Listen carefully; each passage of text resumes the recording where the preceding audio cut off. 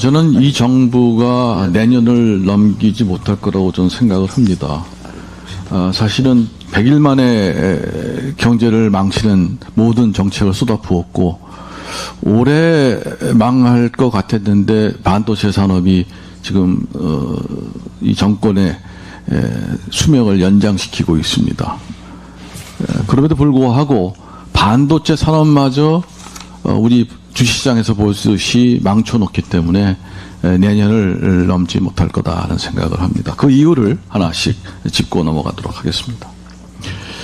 우선 재정에 대한 개념이 이 정권이 없습니다. 돈 풀면 경제가 산다고 생각을 합니다. 잘못된 생각이죠. 재정은 밤잠 안 자고 먹을 거 먹지 못하고 만들어낸 피 같은 국민의 돈입니다. 재정을 쓴다는 것은 국민이 써야 할 돈을 정부가 대신 쓰는 겁니다. 이거 가지고 수요가 늘질 않습니다. 국민이 쓰는 것보다 더 잘 써야 경제가 사는 겁니다. 빚을 내서 쓰면 세금보다 낫다고 생각합니다. 경제학 여러분들 들어보신 분들은 모든 경제학 시험 문제에 리카르도의 동등성 정리가 나옵니다. 세금 걷는 거나 빚을 내는 거나 똑같다라고 하는 것이 경제학의 정리입니다.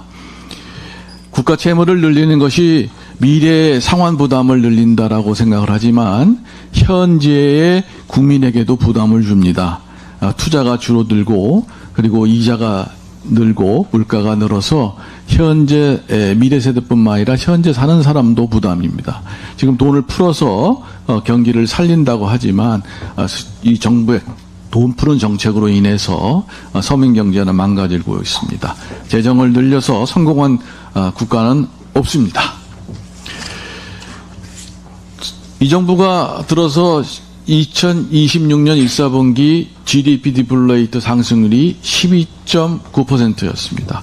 40년 이래 최고의 물가 상승률입니다. 이렇게 말을 하다 보니까 어느 신문에서는 GDP 디플레이트는 물가 상승률이 아니다 이렇게 얘기를 하는 그런 데도 있어요. 이것도 거시경제학 두 번째 장에 보면 물가에 관련 설명 중에서 GDP 디플레이트가 맨 먼저 나옵니다. 우리나라 국내에서 생산한 모든 상품과 용용의 물가지수입니다. 그러면 왜 이렇게 올랐느냐?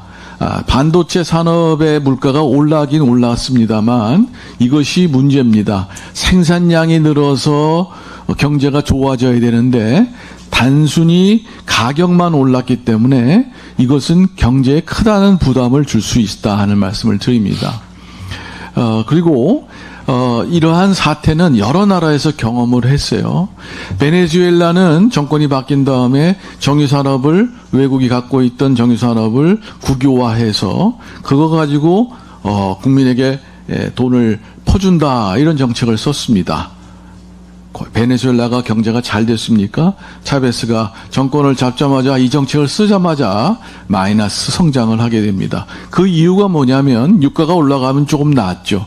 그러나 거기에 투자를 하지 않고 그냥 돈을 썼기 때문에 정유산업이 계속해서 지체하고 정체되고 생산량이 늘지 않고 국민소득이 늘지 않게 됩니다. 이것이 똑같은 현상이 우리나라에도 발생할 수밖에 없다. 그런데 왜 그 이재명 정부가 지탱할 수 없느냐 하는 것은 이 정부가 돈을 풀고 그리고 돈을 풀었으면 공급이 늘어나도록 여러 정책을 써야 되는데 노동시장의 경직성을 강화시킴으로써 공급의 발목을 잡습니다. 기업의 발목을 잡고 공급의 발목을 잡습니다. 그것이 노동 시장뿐만 아니라 부동산 시장에도 그런 문제가 발생을 했죠. 당연히 물가가 오르고 확률이 오릅니다. 자, 정책을 잘못했으면 반성해야 되는데 이 정부의 가장 큰 문제점은 반성할 줄 모른다는 겁니다. 그러면 이 정부가 어떻게 시작했느냐? 2025년 6월 19일 날 건전 재정과 재정 균형의 원칙도 중요하지만 재정을 풀자라고 선언하셨습니다. 그리고 대책이 물가가 오르고 환율이 오르니까 대통령께서는 1월 21일 날 대책이 있으면 이미 했을 것이라고 하는 그러한 무책임한 발언을 하셨습니다. 여기 더 나아가서 김용법 정책실장은 5월 24일 날 고금리, 고물가, 고환율은 성공의 비용이라고 말씀하셨습니다. 서민이 고통을 받고 국민이 어렵다면 여기에 대해서 서로 고통을 나누고 그리고 고민을 통해서 뭔가 해결하려고 하는 모습을 보여야 되는데 전혀 국민의 고통은 아랑곳 없이 성공은 공직자가 했을지 몰라도 그 비용은 지금 국민들이 전부 다 안고 있습니다. 그리고 이재명 대통령께서는 7월 15일 날 시장을 탓하고 계십니다. 결국 이러한 모든 발언과 태도를 봤을 때 국민과 점점 멀어져 가고 있다 이런 말씀을 드리고 국민의 생활이 점점 어려워질 수밖에 없다.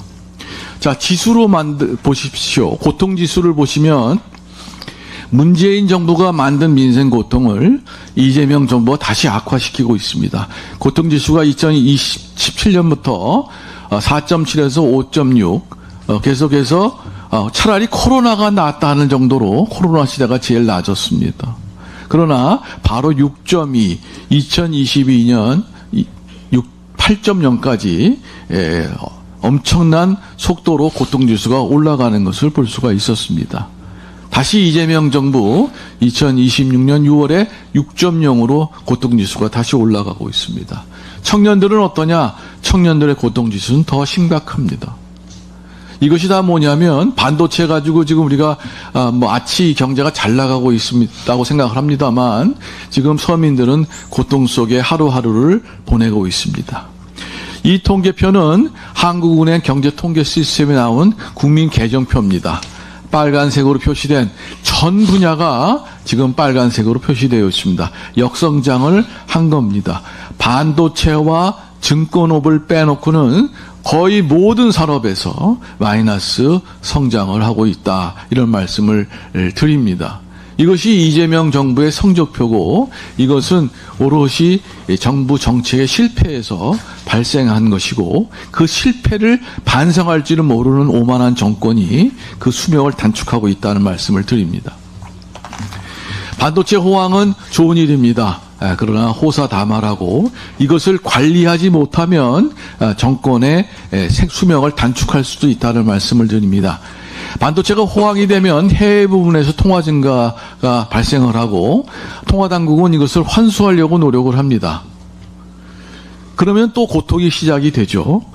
금리가 오르고 근데 여기서 재정당국이 재정지출을 확대하게 되면 이러한 고통은 더 악화돼서 베네수엘라 꼴이 난다는 말씀을 드립니다. 언제나 이런 해외 부분의 통화 증가가 올라가면 부동산 가격은 폭등할 수밖에 없습니다. 이것을 관리하는 방법이 있습니다. 지금 트럼프 정부가 요구하는 해외 투자 부분에서 우리가 조금 해외 부분으로 자금을 내보낼 필요가 있고 그리고 빚을 세수가 지금 GDP 디플레이터가 12.9%나 폭등했기 때문에 세수가 증가할 수밖에 없게 됩니다. 실질적으로 국민의 삶은 나아지는 것이 없지만 세금은 더 지금 증가할 수밖에 없습니다. 이럴 때 국가 채무를 관리해서 이자율을 낮추는 방향으로 가는 것이 이러한 좋은 일이 벌어졌을 때 이것을 국민에게 돌려주는 길이라고 저는 생각을 합니다. 소상공인의 고통은 가중되고 있습니다. 지금 대기업의 일자리가 없어서 고용시장이 공직화돼서 지금 이런 소상공인으로 나서게 됩니다. 자영업을 계속해서 자영업자 수가 늘어나고 있고 소상공인 수가 늘어나고 있고 그렇습니다. 그 실태를 보면 되게 도소매, 부동산업, 숙박업, 건설업, 제조업에 주로 소상공인들이 일을 하고 있습니다만 이 모든 업종이 지금 마이너스 성장을 하고 있습니다. 고통스러울 수밖에 없고요. 도소매에서 조금 늘어나고 있는 그런 부분은 온라인 그러한 시장이기 때문에 소상공인들과는 또 다른 측면에서 지금 도소매업이 증가하고 있다는 말씀을 드리고 제조업도 반도체를 빼고 나면 역선장이기 때문에 소상공인들이 지금 일하고 있는 것은 전부 다 중국한테 뺏기고 그리고 반도체만이 지금 목숨을 이어가고 있는 그런 모습을 보이깁니다.